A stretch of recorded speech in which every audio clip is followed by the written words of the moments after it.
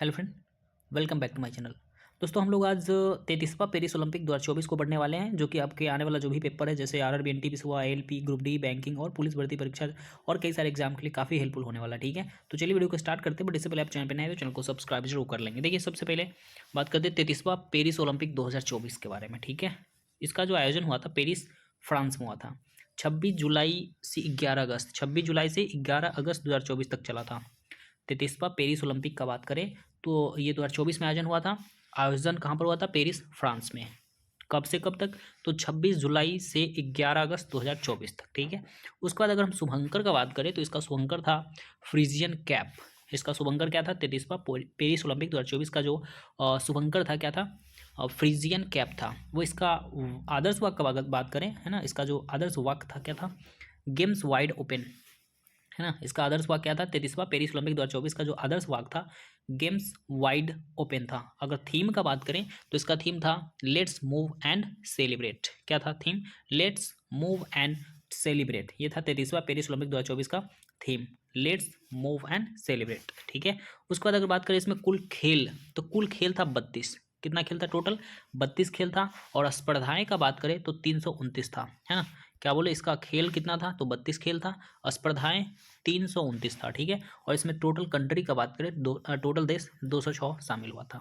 ठीक है, उसके बाद हम बात करें, देखो, भारतीय दल के एथलीट, भारतीय दल के जो एथलीट थे टोटल 117 थे, है ना। भारतीय दल में कितने एथलीट शामिल हुए थे? 117, जिसमें 16 खेल और 69 स्पर्धाओं में भाग लिए थे ना। 16 खेल के 69 स्पर्धाओं में भाग लिए थे भारत के टोटल 117 एथलीट। ठीक है, उसके बाद इसमें जो 33वां पेरिस ओलंपिक 2024 में हुआ था, इसमें 4 नए खेल शामिल हुआ था। एक तो ब्रेकिंग था, एक स्पोर्ट क्लाइंबिंग था, एक था स्केट बोर्डिंग और एक था सर्फिंग, है ना। जो 33वां पेरिस ओलंपिक 2024 था, इसमें 4 नए खेल को शामिल किया गया था, जिसमें से पहला था ब्रेकिंग, दूसरा था स्पोर्ट क्लाइंबिंग, तीसरा था स्केट बोर्डिंग और चौथा था सर्फिंग। ठीक है, उसके बाद भारत के सेफ डे मिशन, है ना, भारत के सेफ डे मिशन, इस मिशन का प्रमुख कौन था? भारत के सेफ डे मिशन के लिए इसका प्रमुख बनाया गया था किसको? गगन नारंग को। किसको? गगन नारंग को। भारत के सेफ डे मिशन का प्रमुख मिशन प्रमुख किसे बनाया गया था? गगन नारंग को। ठीक है, उसके बाद है भारत की ओलंपिक टीम का मुख्य प्रायोजक, भारत की ओलंपिक टीम का मुख्य प्रायोजक कौन था? अडानी समूह, है ना। भारत की ओलंपिक टीम का मुख्य प्रायोजक था अडानी समूह, है ना। उसके बाद है सबसे युवा भारतीय रेफरी कौन था? सबसे युवा भारतीय रेफरी था कबिलन साई अशोक। सबसे युवा भारतीय रेफरी था कबिलन साई अशोक। उसके बाद अगर हम चलते हैं आगे, तो ओलंपिक ऑर्डर से सम्मानित किसको किया गया था? अभिनव बिंद्रा को, है ना। ओलंपिक ऑर्डर मतलब आईओसी द्वारा जो ओलंपिक ऑर्डर से सम्मानित किया गया था किसको? अभिनव बिंद्रा को। ठीक है, उसके बाद सबसे उम्रदराज भारतीय एथलीट कौन थे? सबसे उम्रदराज जो भारतीय एथलीट थे वो थे रोहन बोपन्ना, टेनिस के। ठीक है, सबसे उम्रदराज भारतीय एथलीट कौन थे? रोहन बोपन्ना, टेनिस से, है ना। उसके बाद सबसे कम उम्र के जो भारतीय एथलीट थे, सबसे कम उम्र के भारतीय एथलीट कौन थे? धीनिधि दे सिंधु, है ना। धीनिधि दे सिंधु तैराक से। ठीक है, सबसे कम उम्र के जो भारतीय एथलीट थे वे थे धीनिधि दे सिंधु। धीनिधि दे सिंधु सबसे कम उम्र के भारतीय एथलीट थे, ये तैराक से थे। ठीक है, उसके बाद उद्घाटन समारोह में जो ध्वजवाहक था भारत का, उद्घाटन समारोह में जो ध्वजवाहक था भारत का, पीवी सिंधु और शरद कमल। उद्घाटन में कौन? पीवी सिंधु और शरद कमल, है ना। पीवी सिंधु एंड शरद कमल जो था उद्घाटन समारोह में ध्वजवाहक था। बट अगर हम बात करें समापन समारोह में ना, समापन समारोह में जो ध्वजवाहक थे भारत के, मनु भाकर और पीआर श्रीजेश। ठीक है, समापन समारोह में कौन थे? मनु भाकर एंड पीआर श्रीजेश ध्वजवाहक थे। वही हम बात करते हैं सर्वाधिक पदक कौन जीता था। जो 33वां पेरिस ओलंपिक 2024 में सर्वाधिक पदक कौन जीता था? Leone merchant. लियोन मर्चेंट कहाँ का था? फ्रांस, तैराक से, और 4 स्वर्ण और 1 कांस्य पदक जीता, है ना। लियोन मर्चेंट सबसे ज़्यादा पदक जीता था 33वां पेरिस ओलंपिक 2024 में। इसमें ये फ्रांस का था, तैराकी से 4 स्वर्ण पदक और 1 कांस्य पदक जीता था। ठीक है, अगर हम बात करें भारत के लिए पहला पदक कौन जीता था, तो भारत के लिए पहला पदक मनु भाकर। ठीक है, मनु भाकर जीती हरियाणा कांस्य पदक, है ना। तो भारत के लिए जो पहला पदक कौन जीता? मनु भाकर जीती, हरियाणा की थी, कांस्य पदक जीती। ठीक है, उसके बाद आगे चलते हैं और देखिए समापन समारोह, ये तो हो गया।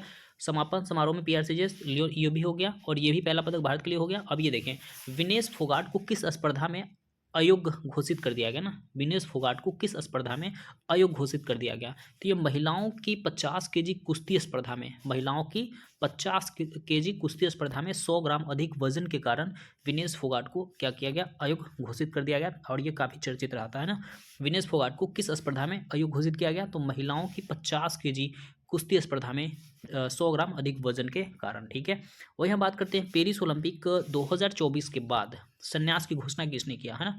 पेरिस ओलंपिक 2024 के बाद संन्यास की घोषणा किसने किया? तो रोहन बोपन्ना जो टेनिस से थे, और पीआर श्रीजेश हॉकी गोलकीपर, ये दोनों पेरिस ओलंपिक 2024 के बाद संन्यास की घोषणा की। रोहन बोपन्ना जो टेनिस से, और पीआर श्रीजेश जो हॉकी गोलकीपर थे। ठीक है, चलिए चलते आगे। ये है जो भारत के जो भी पदक विजेता थे, है ना, 6 पदक भारत में जीता गया था।